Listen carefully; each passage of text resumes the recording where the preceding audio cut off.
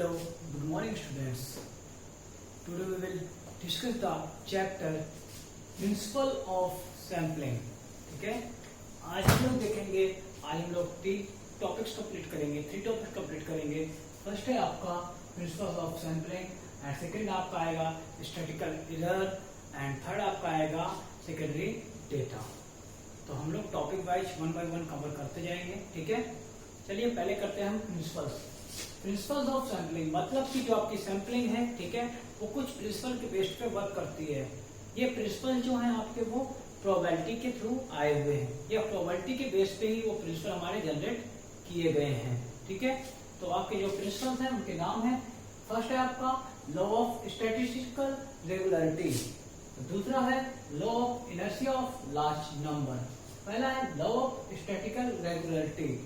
Statistical regularity का मतलब है आपका कि जो आप नंबर ऑफ सैंपल सेलेक्ट कर रहे हैं, ठीक है, तो ये टेंड होगा कि जो आप सैंपल सेलेक्ट किए हैं उसमें पॉपुलेशन की होल पॉपुलेशन के फीचर्स पजेस्ट होंगे।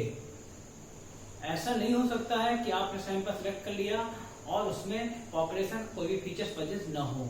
तो मतलब ये टेंड है, इस लॉ के अकॉर्डिंग ये बोला जाता है जो भी आप सैंपल साइज आप सेलेक्ट करेंगे उसमें पॉपुलेशन की सभी फीचर्स या कैरेक्टरिस्टिक पजेस्ट होंगी। एंड द नेक्स्ट वन है law of inertia of large number. Law of inertia of large number का मतलब है जितना भी एग्रीगेट या एवरेज हम लार्ज पॉपुलेशन से कलेक्ट करते हैं वो ज्यादा स्टेबल होता है, मतलब वो ज्यादा वेरी नहीं करता, ये चेंज नहीं होता है। अगर एक बार जो हमने निकाल लिया तो वो लगभग सेम ही रहेगा। बट अगर आप स्मॉल सैंपल से, आप स्मॉल पॉपुलेशन से आप सिलेक्ट करते हैं तो वो मे भी चेंज हो सकते हैं। तो लॉ ऑफ इनर्शिया का मतलब यही है कि जितने भी सैंपल आप अगर लार्ज नंबर पे कलेक्ट करते हैं तो वो ज्यादा बेटर होंगे, और अगर स्मॉल नंबर पे कलेक्ट करते हैं तो वो ज्यादा बेटर नहीं होंगे। तो आपके यही 2 प्रिंसिपल थे।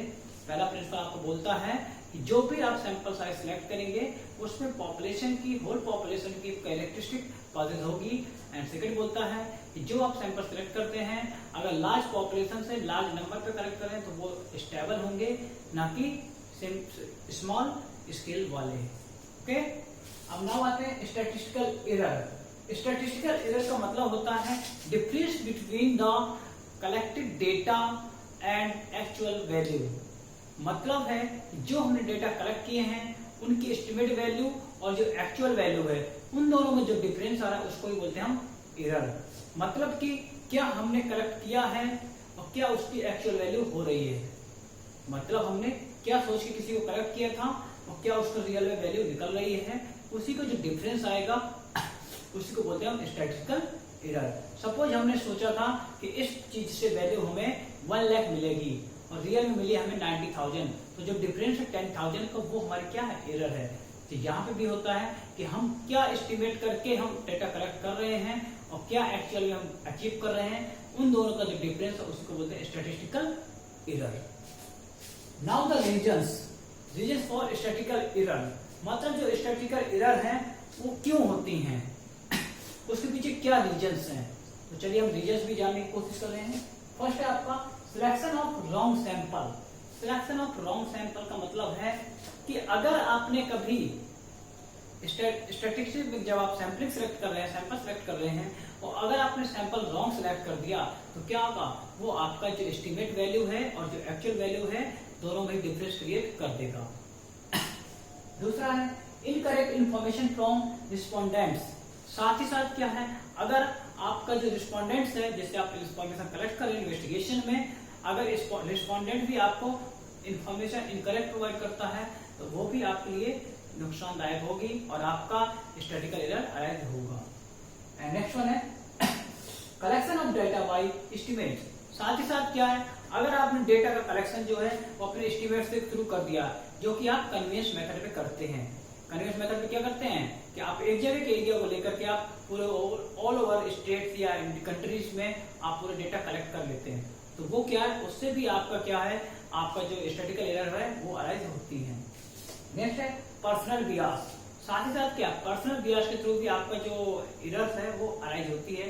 पर्सनल बियास से कैसे होगा, सपोज आपने पर्सनल थ्रू से आपने किसी सैंपल को सिलेक्ट कर लिया बट उस सैंपल में शायद वो फीचर्स अवेलेबल ना हो या फीचर्स पजेस्ट ना करता हो, तो इसलिए क्या है, आपका जो स्टैटिस्टिकल एरर है वो अराइज होगी।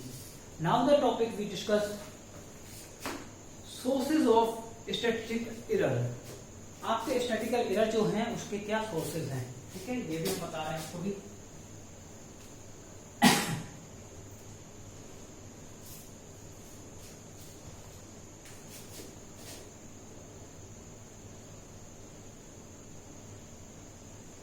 sources of statistical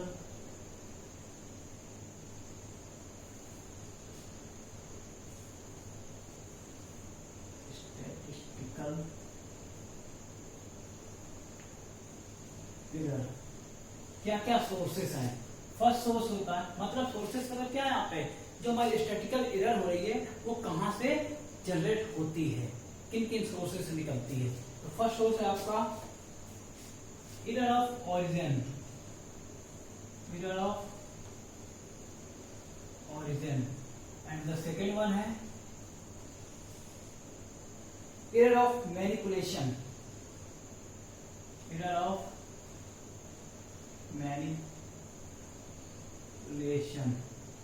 and third है error of inadequacy, error of inadequacy। ये थ्री आपकी सोर्सेज होती हैं। थ्री सोर्सेज को बाद आपको बताएंगे टाइप्स, ठीक है। तो पहले देख लेते हैं थ्री सोर्सेज। फर्स्ट सोर्सेज है error of origin.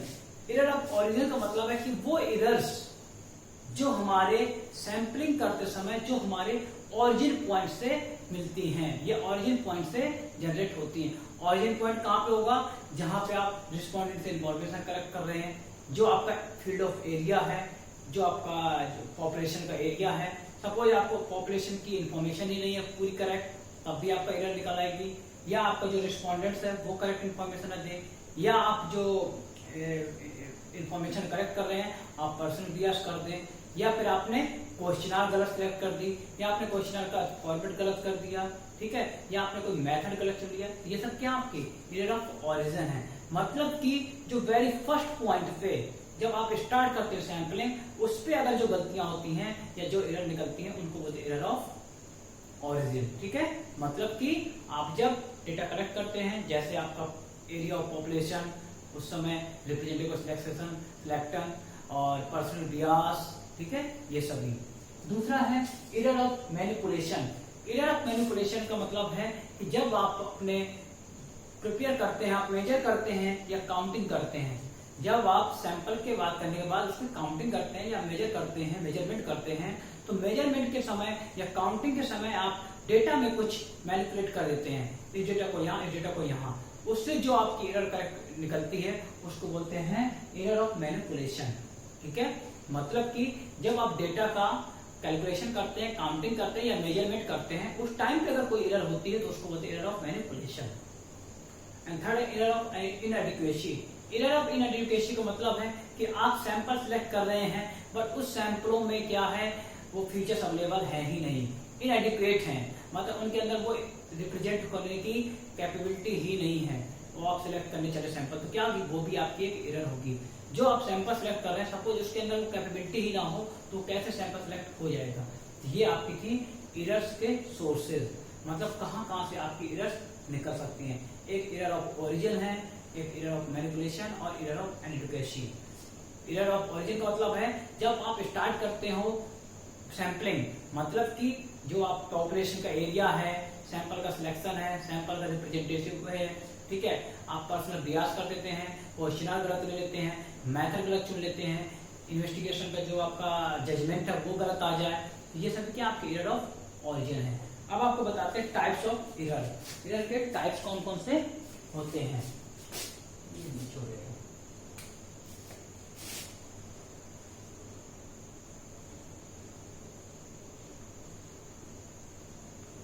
Types of error.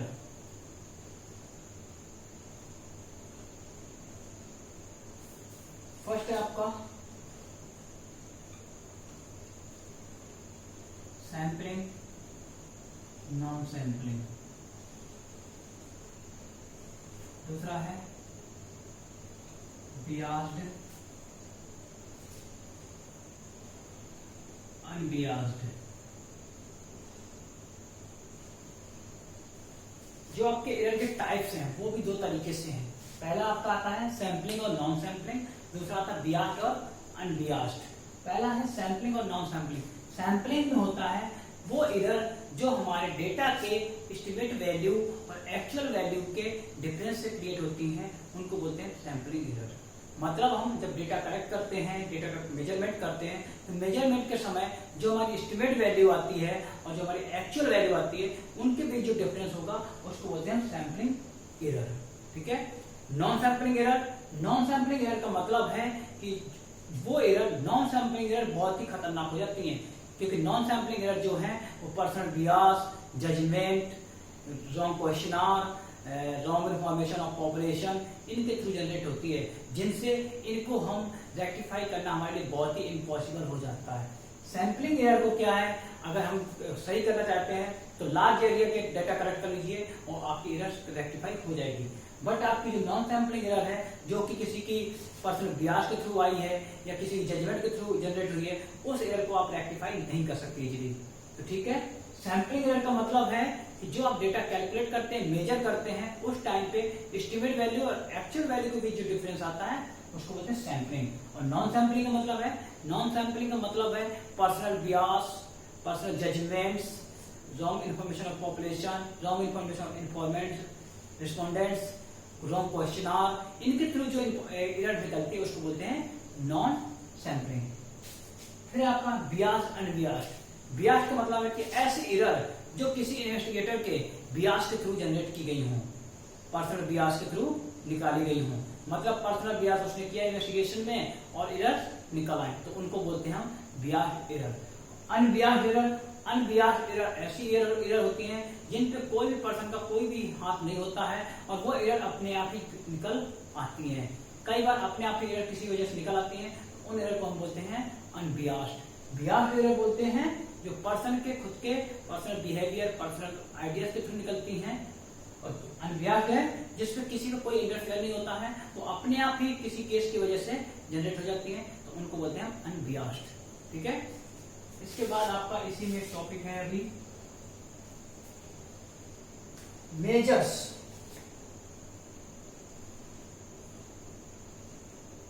Measures of statistical error है एब्सोल्यूट एरर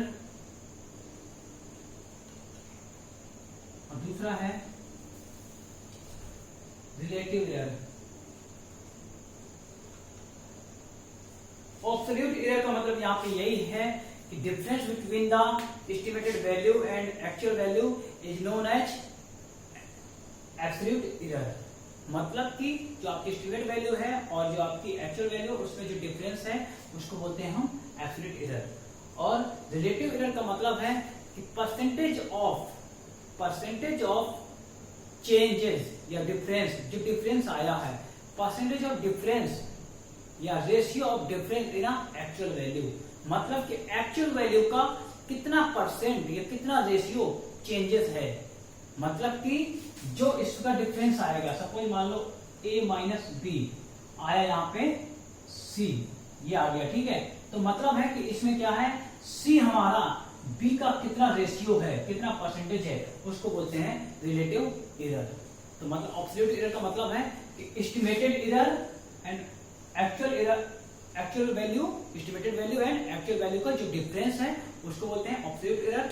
और रिलेटिव एरर को बोलते हैं जो आपने एस्टिमेटेड और एक्चुअल वैल्यू का जो डिफरेंस निकाला है, उस डिफरेंस का क्या परसेंटेज है एक्चुअल वैल्यू पे, जिसको बोलते हैं हम रिलेटिव एरर्स। अब आपको बताते हैं secondary data.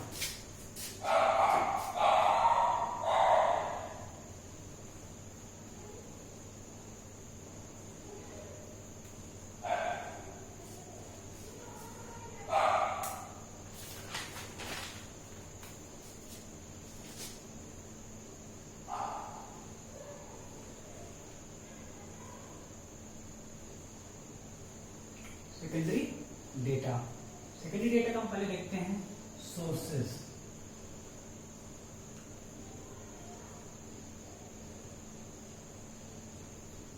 Published and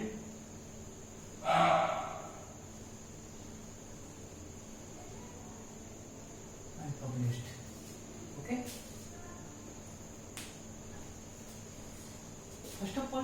we are trying to know the meaning of secondary data. कि सेकेंडरी डेटा है क्या? सेकेंडरी डेटा का मतलब होता है कि ऐसे डेटा जो हम किसी ऑर्गेनाइजेशन या किसी पहले से कलेक्ट किए हुए पर्सन से कलेक्ट करते हैं। मतलब कोई डेटा अगर किसी पर्सन, किसी अथॉरिटी, किसी इंस्टीट्यूशन ने पहले से कलेक्ट कर रखे हैं और उनको अगर हम अपने इन्वेस्टिगेशन के लिए कलेक्ट करते हैं तो उनको बोलते हैं सेकेंडरी डेटा। सेकेंडरी डेटा के जो सोर्सेस हैं वो दो तरीके से होते हैं, एक पब्लिश्ड एंड एक अनपब्लिश्ड। पब्लिश्ड का मतलब है कि वो डेटा जो कोई अथॉरिटी या इंस्टीट्यूशन या गवर्नमेंट पब्लिश करती है ऑल दी पीपल, सभी पीपल्स के लिए जब डेटा पब्लिश किए जाते हैं या रिपोर्ट निकाली जाती है उसको बोलते हैं पब्लिश्ड सेकेंडरी डेटा। दूसरा है अनपब्लिश्ड। कुछ इंफॉर्मेशन या कुछ डेटा ऐसे भी होते हैं जो पब्लिश नहीं किए जाते हैं तो इनको बोलते हैं हम प्राइवेट डेटा। मतलब कुछ प्राइवेट आपका इन्वेस्टिगेशन होता है उसमें जो डेटा कलेक्ट किए जाते हैं उनको पब्लिश भी किया जाता है। और जो पब्लिश्ड में है जो गवर्नमेंट होती है, इंस्टीट्यूशंस होते हैं, ठीक है, या एसोसिएशंस होते हैं, वो जो डेटा रिकॉर्ड करते हैं और पब्लिश कर देते हैं तो उनको बोलते हैं पब्लिश्ड डेटा। पब्लिश्ड के हम टाइप्स देखते हैं। फर्स्ट है आपका ऑफिशियल रिपोर्ट्स ऑफ या official publications of central and state government. पहला जो आपका सोर्सेज है वो है ऑफिशियल रिपोर्ट्स या official publication of the central government and the state government. Secondary data का ये बहुत ही फर्स्ट जो आपका सोर्सेज है बहुत ही इंपॉर्टेंट सोर्सेज होता है और इसमें जो इंफॉर्मेशन होती है बहुत ही क्लियर मिलती है। कि मतलब है कि आपकी जो स्टेट गवर्नमेंट है या सेंट्रल गवर्नमेंट है वो भी अपनी जो रिपोर्ट्स हैं अपनी पब्लिश करती हैं जिससे कि उनकी इंफॉर्मेशन हम लोगों को तक पहुंचती हैं। जैसे वो लोग आम बजट पेश करते हैं या अपनी वो पॉवर्टी लाइन क्या है, इस समय एम्प्लॉयमेंट क्या है, अनएम्प्लॉयमेंट क्या है, जीडीपी क्या है, तो ये सब इंफॉर्मेशन आपकी गवर्नमेंट के थ्रू मिलती है। तो मतलब है कि वो डेटा जो आपकी स्टेट गवर्नमेंट या सेंट्रल गवर्नमेंट के थ्रू मिलते हैं तो उनको बोलते हैं official report of central government and state government. दूसरा सोर्स होता है आपका सेमी गवर्नमेंट।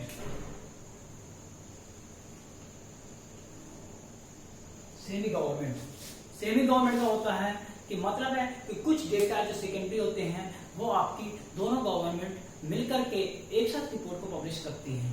जैसे यूपी गवर्नमेंट और सेंट्रल गवर्नमेंट दोनों लोग मिलकर के कोई रिपोर्ट पब्लिश करती हैं उसको बोलते हैं सेमी गवर्नमेंट। मतलब पब्लिकेशन या report published by semi government. And third one है reports of committees and commissions. Reports of committee and commissions. आप लोग जानते होंगे कि जो अपनी गवर्नमेंट होती है वो कमेटियां बनाती हैं और कमीशंस भी बनाते हैं। जैसे आपका एक प्लानिंग कमीशन बनाया गया था, ठीक है, और कमेटी बनाई जाती है जैसे कि दादा भाई नौरोजी कमेटी बनाई गई थी, बहुत सारी कमेटी बनाई जाती हैं। तो वो क्या करती है, आपकी कमेटी होती है या कमीशन होते हैं वो भी अपनी रिपोर्ट्स या अपनी चीज आपके सामने लाती हैं। तो उस जो रिपोर्ट्स होती है वो भी आपके सेकेंडरी डाटा के सोर्सेज होते हैं। जैसे मुदगल कमेटी बनाई गई थी, उसके लिए शायद ये आपका आईपीएल में सर जो फ्रॉड हुआ था उसमें मुदगल कमेटी बनाई थी, सुप्रीम कोर्ट ने बनाई थी। तो वो क्या है, वो कमेटी जो अपनी रिपोर्ट प्रोवाइड करेगी वो क्या है आपकी सेकेंडरी डाटा का एक सोर्सेज है। तो मतलब है जो कमेटी या कमीशन रिपोर्ट प्रोवाइड करती है वो भी आपका सेकेंडरी डेटा का सोर्स होता है।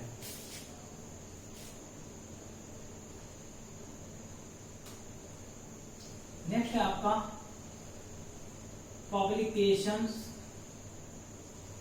Of research institute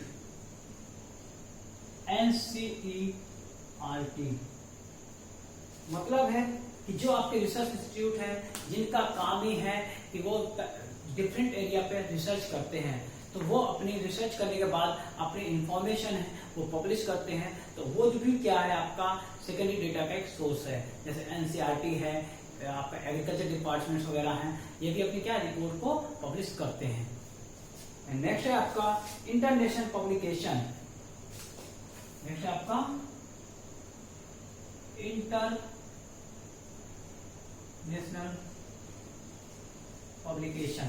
international publication का मतलब जो आपकी इंटरनेशनल लेवल पे जो अथॉरिटीज हैं, इंटरनेशनल लेवल पे जो आपकी बॉडी है, रेगुलेटरी बॉडी है, वो अगर कोई इन्फॉर्मेशन प्रोवाइड करती है तो वो भी आपके सेकेंडरी डेटा में कैलकुलेट की जाएंगी। जैसे IMF है, इंटरनेशनल मॉनेटरी फंड, UNO है, यूनाइटेड नेशन ऑर्गेनाइजेशंस, आपका वर्ल्ड बैंक है, ठीक है, WHO है, ये सब क्या आपके इंटरनेशनल लेवल पे इंफॉर्मेशन प्रोवाइड करते हैं। जैसे अभी हम लोग कोरोना पैंडेमिक की इंफॉर्मेशन किसके थ्रू मिल रही है हमें? WHO के। तो ये भी क्या है? सेकेंडरी डेटा का एक सोर्सेज है। Private institutions, information from private institution, जैसे स्टॉक एक्सचेंज वगैरह हैं या कुछ प्राइवेट इंस्टीट्यूट बनाए गए हैं, वो भी आपको कुछ इंफॉर्मेशन प्रोवाइड करते हैं, वो भी सेकेंडरी डेटा में दिए जाएंगे। Trade associations and newspapers, last one दो हैं, trade associations and newspapers. Trade association में आएगा जैसे आपके ट्रेड यूनियंस हैं या ट्रेड की जो आपकी छोटे छोटे आपके अथॉरिटी आपके जो बनाए जाते हैं ना, लेबर यूनियन जैसे बनाए जाते हैं, ट्रेड यूनियन है, या आपके जो ट्रेड सेंटर बनाए जाते हैं जगह जगह पे, या आपके जोनल बनाए जाते हैं ट्रेड के लिए, तो वो सब क्या, वो भी अगर इन्फॉर्मेशन प्रोवाइड कर रहे हैं तो वो सेकेंडरी डेटा में दिख जाएंगे। और न्यूज़पेपर्स, मैगजीन्स वगैरह भी जो है आपके इकोनॉमिक टाइम्स है, हिंदू टाइम्स है, इन पे जो आपको इन्फॉर्मेशन मिलती है वो भी आपके सेकेंडरी डेटा का एक सोर्सेज है, ठीक है। इसके बाद आपके आते हैं हम लिमिटेशंस पे। सेकेंडरी डेटा जो आपने कलेक्ट किए उसके कुछ लिमिटेशंस भी होती हैं। जैसे भी आपके आते हैं हम लिमिटेशंस। लिमिटेशन फर्स्ट है आपका, no proper procedure is adopted to collect data. इसमें क्या है, यहाँ पे कोई आपके पास एक प्रोसीजर नहीं है जिससे कि आप डेटा को कलेक्ट कर सको। मतलब कोई भी ऐसा अडॉप्टेड प्रोसीजर नहीं है, कोई भी आपका डिफाइंड प्रोसीजर नहीं है जिसके थ्रू कि आपको बताया जाए कि आप ऐसे डेटा को कलेक्ट कर सकते हो। सपोज आपको यूएनए को वेबसाइट आपको डेटा कलेक्ट करना है, आपके पास कुछ भी पता नहीं है कि आपको कैसे करना है, ये आपकी लिमिटेशन होती है इसमें।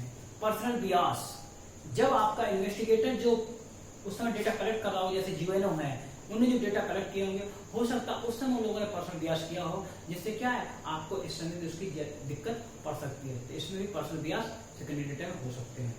लैक ऑफ एक्यूरेसी, साथ ही साथ क्या है कि डेटा किसी दूसरे पर्पज से कलेक्ट किए गए होते हैं और हम किसी दूसरे पर्पज के लिए उनको कलेक्ट करते हैं, इसलिए क्या इसमें एक्यूरेसी जो होती है वो बहुत ही थोड़ा कम होती है या कमी पाई जाती है। Not cover full period of investigation, साथ ही साथ क्या ये जो सेकेंडरी डेटा है वो हमारे पूरे इन्वेस्टिगेशन को कवर नहीं कर सकते, क्योंकि क्या है जो सामने डेटा कलेक्ट रखे हुए हैं वो किसी और पर्पज से हैं, हमारा इन्वेस्टिगेशन कुछ और होता है, इसलिए हमारे इन्वेस्टिगेशन को फुल कवर नहीं कर पाते हैं। इसके बाद होती है कुछ आपकी प्रोपोर्शन है कि जब आप सेकेंडरी डेटा कलेक्ट कर रहे होते हैं तो उस समय हमें क्या क्या प्रोपोर्शन करनी पड़ती है। पहला प्रोपोर्शन करना पड़ता है रिलायबिलिटी, हमें ये देखना पड़ेगा कि जो डेटा हम कलेक्ट कर रहे हैं वो रिलायबल है या नहीं है, हम किस अथॉरिटी से वो डेटा कलेक्ट कर रहे हैं वो रिलायबल है कि नहीं है। सपोज आप किसी ऐसी वेबसाइट से कलेक्ट कर लें, जैसे आप लोगों ने देखा होगा कि यूट्यूब वगैरह खोलेंगे या फिर कुछ चीजें आप लोग वो खोलते हैं, यूसी ब्राउजर खोलते हैं, ओपेरा खोलते हैं, उसमें ऊपर ही कुछ हेडिंग्स दी रहती है न्यूज की, जबकि वो क्या होती है फेक होती है, ठीक है। तो मतलब है कि हम जो डेटा कलेक्ट कर रहे हैं सेकेंडरी डेटा, हम पहले ये देखेंगे कि वो डेटा रिलायबल सोर्सेज से कलेक्ट हो रहा है या नहीं। दूसरा है सुटेबिलिटी, साथ ही साथ हम ये देखेंगे कि जो डेटा हम कलेक्ट कर रहे हैं वो हमारे इन्वेस्टिगेशन के लिए सुटेबल है या नहीं है, क्योंकि हो सकता है कि जो डेटा हम कलेक्ट कर रहे हैं वो हमारे इन्वेस्टिगेशन के लिए सुटेबल हो ही ना। थर्ड है आपका सेंसस और सैंपल, साथ ही साथ हम ये भी देखेंगे कि जो डेटा हम कलेक्ट करने जा रहे हैं सेकेंडरी डेटा, वो डेटा किस मेथड से कलेक्ट किए गए थे, पहले सेंसस मेथड से किए गए थे या सैंपलिंग मेथड से। देखेंगे अगर सैंपलिंग मेथड्स हैं तो उसमें भी बहुत सारी एरर होने के चांसेस होते हैं, या सेंसस मेथड से हैं तो हम डेटा को कलेक्शन का भी देखेंगे कि किस मेथड से डेटा को कलेक्ट किया गया था। एडुकेसी और एक्यूरेसी, साथ ही साथ हम देखेंगे जब डेटा सेकेंडरी डेटा को हम सिलेक्ट करते हैं तो देखेंगे कि वो सही है या नहीं है, या जो इन्वेस्टिगेशन हम कर रहे हैं उसकी पूरी इंफॉर्मेशन या उसकी पूरी कैरेक्टरिस्टिक्स उस डेटा के अंदर पॉजिटिव है या नहीं है। जैसे सपोज हम एक प्रोजेक्ट फाइल बना रहे हैं तो प्रोजेक्ट फाइल के हम विकिपीडिया सोर्सेस ढूंढेंगे या कुछ और ढूंढेंगे, सर्च करेंगे गूगल पे, तो हम देखेंगे कि वो जो इन्फॉर्मेशन है वो रिलायबल है कि नहीं है। पता चले झूठी इन्फॉर्मेशन नहीं हम दे रहे हैं, ठीक है। साथ ही साथ जो इन्फॉर्मेशन सामने है देखेंगे कि वो हमारे प्रोजेक्ट के लिए सही है या नहीं, सुटेबल है कि नहीं है, ठीक है। तीसरा हम ये भी देखेंगे उसने ये डेटा कहाँ से कलेक्ट किए हैं, ऐसा तो नहीं किसी पर्सन ने फिर उसमें एंट्री कर दी डेटा की, ये भी हम देखेंगे। और लास्ट में देखते हैं हम एक्यूरेसी एंड एडिक्वेसी, साथ ही साथ देखेंगे कि वो जो डेटा है उसमें वो एक्यूरेट है या नहीं है, पता चलो मिस्टेक तो नहीं डेटा में, तो हमें ये सब चीजें इसमें देखनी पड़ती हैं। तो आपको हम लोगों ने सेकेंडरी डेटा भी बता दिया और आपको स्टैटिस्टिकल एबिलिटी बता दी। तो अब आप लोग इस चैप्टर को वीडियो को देखेंगे, ठीक है। इसके बाद जब आपकी क्लास होगी आप उसमें अपने डाउट्स को हमसे पूछेंगे, हम आपके डाउट्स क्लियर करेंगे। अब इसके बाद हम लोग चलेंगे अपने नेक्स्ट चैप्टर पे 4। Okay, thank you.